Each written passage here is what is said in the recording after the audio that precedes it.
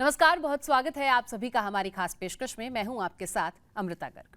अर्ज किया है, कभी यूट्यूब पत्रकार तो कभी नौजवानों के सलाहकार, कभी यूट्यूब पत्रकार तो कभी नौजवानों के सलाहकार, कभी मुद्दों पर बात ठीक बीच बाजार तो कभी बात बात में हो जाती है थोड़ी मारधाड़। अभी मेंबर इन सरकार, please welcome Manish Kashyap, son of Bihar. नमस्कार। नमस्कार नमस्कार। और आज तक मारधार नहीं हुआ है, बाकी सारा काम हुआ है। ये चीज़ें है, मुद्दों पे बातचीत हुआ है। और अभी मैं भारतीय जनता पार्टी का एक कार्यकर्ता हूँ जी। ये चीज़ें है, तो परिचय आपने अच्छा दिया, इसके लिए धन्यवाद। मैं उस पर भी आऊंगी। सबसे पहला सवाल, कमल का फूल हाथ में डालकर, गले में माला पहनकर, हाँ, कैसा लग रहा है? किसको अच्छा नहीं लगता है? राहुल गांधी को भी अगर कमल का फूल दीजिएगा तो वो भी बोलेंगे कि मैं सौभाग्यशाली हूँ कि मुझे कमल का फूल मिला। अच्छा, उनको भी दे के देखिए, एक बार उनसे भी पूछ के देखिए कि कमल का फूल आपको कैसा लगता है। उनको भी अच्छा लगता है। आप इस देश के किसी भी विपक्षी नेता से पूछिएगा कि कमल का फूल कैसा लगता है, तो उनको भी अच्छा लगता है। तो कमल का फूल तो पूरी दुनिया को अच्छा लगता है, तो मुझे भी अच्छा लगेगा। और जो रंग चढ़ा है अब यूट्यूब पत्रकार से एक नेता का, ये सफर तो तय नहीं करना चाहते थे आप? नहीं, सफर तो तय करना चाहता था, बिल्कुल तय करना चाहता था। जेल से निकलने के बाद मैंने सोचा कि अगर मैं पत्रकारिता में सिर्फ रह जाऊं तो शायद से जो है ये लोग फिर सलाखों के पीछे डाल देंगे, जो विपक्ष के नेता हैं। तो मैंने सोचा था कि सिस्टम में अब मनीष कश्यप को आना ही पड़ेगा, क्योंकि सिस्टम ने मनीष कश्यप को बहुत तंग किया और 9 महीना मैं उस जुर्म का सजा काटा जो गुनाह मैंने किया ही नहीं था। तो जेल यात्रा कैसी रही सरकार? आप बताइए कि जेल यात्रा कैसे रहती है। 2 दिन आप एक बार जेल में जाके देखिए। नहीं, मैं क्यों जाऊंगी? नहीं, बहुत कुछ वीडियो आप डालिएगा और उस पर कार्रवाई ना हो तो जेल में कैसे जाऊंगी? अच्छा, ये बताइए कि वो वीडियो का क्लिप आप दिखाइए कि मैंने कोई गलत वीडियो डाला था। आज तक किसी मीडिया ने वो वीडियो का क्लिप नहीं दिखाया। जब तमिलनाडु पुलिस कह रही है, नहीं, बिहार पुलिस कह रही है तो कि तमिलनाडु पुलिस की बात मानिएगा, डीजीपी के बयान को कह देते हैं, तमिलनाडु पुलिस की बात मानिएगा, तमिलनाडु के डीजीपी की बात मानिएगा कि कोर्ट का बात मानिएगा। आपसे मैं पूछना चाहता हूँ, कोर्ट कह रही है कि मनीष कश्यप निर्दोष है और कोर्ट ने मुझे छोड़ दिया, मुझे बेल दिया, कोर्ट ने रिहाई दिया, जमानत पर बाहर है। नहीं, तो आपको आधी जानकारी है। कोर्ट ने मुझे रिहाई दे दिया है बिहार के केस में। अच्छा। पता कीजिए, मेरा केस स्पीड ट्रायल में था।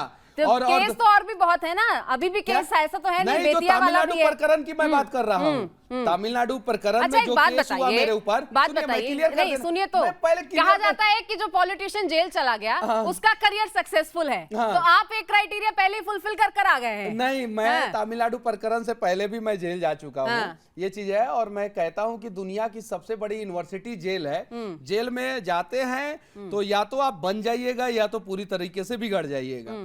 तो मैं जेल में गया, 9 महीना तक मैंने उस कोर्स को किया और 9 महीना के बाद मैं जेल से बाहर हूँ। और जिस 9 महीने का कोर्स आप करके, हम मानते हैं कि पॉलिटिशियन बनने के लिए ये कोर्स जरूरी है, आपने नहीं, ऐसा कोई क्राइटेरिया नहीं है। लेकिन मैं ये जरूर कहूंगा कि कुछ पत्रकारों को भी जेल जाना चाहिए। अच्छा, जैसे कि? नहीं, जैसे जेल के अंदर अमृता गर्ग का नाम ना हो उसमें। नहीं, हाँ, आपका नाम होना चाहिए। क्यों? पूछिए क्यों? ये गलत बात है साहब। सुनिए ना, पहले मैंने कोई जुर्म नहीं किया है। नहीं, आप जेल में जाइएगा और उसके बाद से जेल में कैसे आम आदमी को कठिनाई होता है। कन्विक्शन रेशियो सिर्फ 2% है, यानी 100 आदमी में से 2 आदमी जो है दोषी साबित होता है, 98 आदमी छूट जाता है।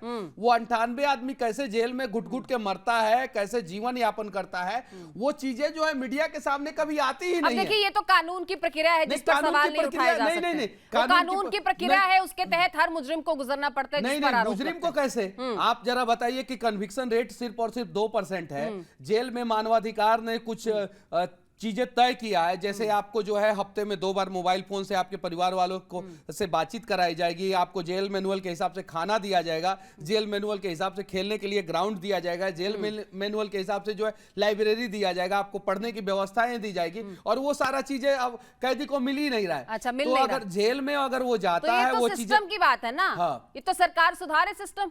तो पत्रकार आवाज उठाएगा, पत्रकार तो उठा रहा है ना। जब पत्रकार नेता बन जाएंगे तो कैसे आवाज उठा पाएंगे, बताइएगा। अटल बिहारी वाजपेयी क्या थे आपको पता है? आपको वो भी एक पत्रकार थे, राष्ट्रधर्म पंचजन के संपादक थे, और जब वो नेता बने तो कमाल का नेता बने।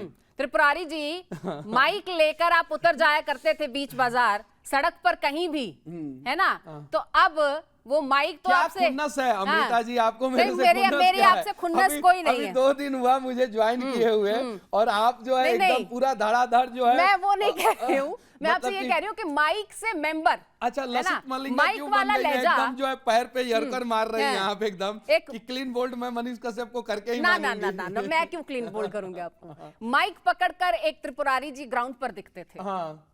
अब कमल को थामे हुए एक मेंबर पार्टी का हमें मंच पर दिखता है। क्या बदलाव आएगा? एकदम पहले जिस प्रकार से मैं आवाज उठाता था उसी प्रकार से मैं अब काम करूंगा। बदलाव बस इतना ही होगा कि पहले सिर्फ आवाज उठाता था, अब मैं काम करूंगा। और पहले मैं गरीबों की बात करता था, अब गरीबों के लिए काम करूंगा।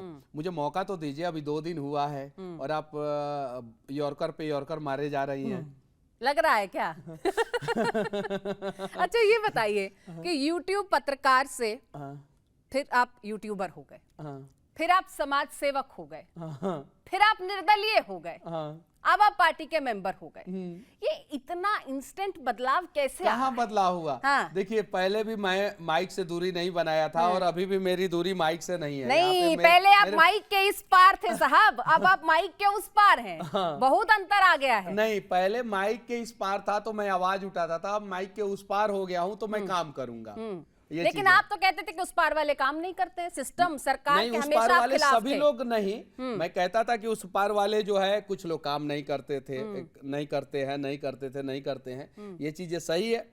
और उस पार वाले कुछ लोग हैं जो लगातार काम करते हैं, दिन रात काम करते हैं, जैसे किसी एक नरेंद्र पार्टी मोदी के जी- होंगे जो काम करते हैं। नहीं नहीं नहीं, अनेकों पार्टी के हैं। नरेंद्र मोदी जी हैं, हमारे गठबंधन के बहुत सारे पार्टियों के नेता हैं जो काम करते हैं। कुछ विपक्षी पार्टी के भी नेता हैं, ये बात सही है, वो लोग जैसे भी कि काम। नाम लीजिए जरा। अब नाम जो है अगले इंटरव्यू में मैं बता दूंगा। ना ना, एक ठो नाम तो बता दीजिए। मैं अब बता- आपने इतना बड़ा दिल दिखाया है हाँ। तो एक ठो नाम तो ले ही दीजिए। लाल बहादुर शास्त्री जी काम करते थे, कांग्रेस में थे, वो काम करते थे, अच्छा काम किए देश के लिए।